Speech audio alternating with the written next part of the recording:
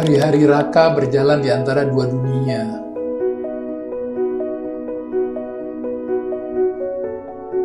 Siang hari, ia bergelut dengan disertasi PhD. Buku-buku tebal, catatan, revisi, semuanya menuntut fokus yang utuh.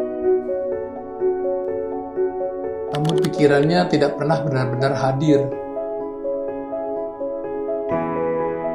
Nama Sarah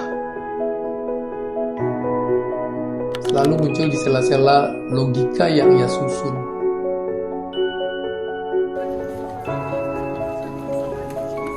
Malam hari, ia berjalan di area Le Marais, Paris.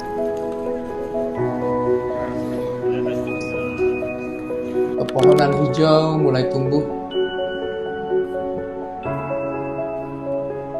Bunga wisteria merambat ungu di bangunan.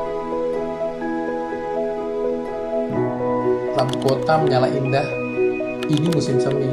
Dia duduk di kafe, memandangi kursi kosong di depannya.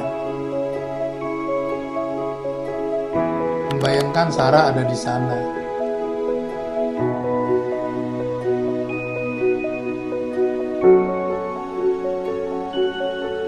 Ia duduk di bangku taman, menatap langit yang terasa asing.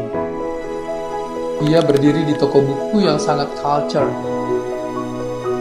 membuka halaman demi halaman, tanpa benar-benar membaca. Semua tempat itu sama, indah, tapi tidak lengkap.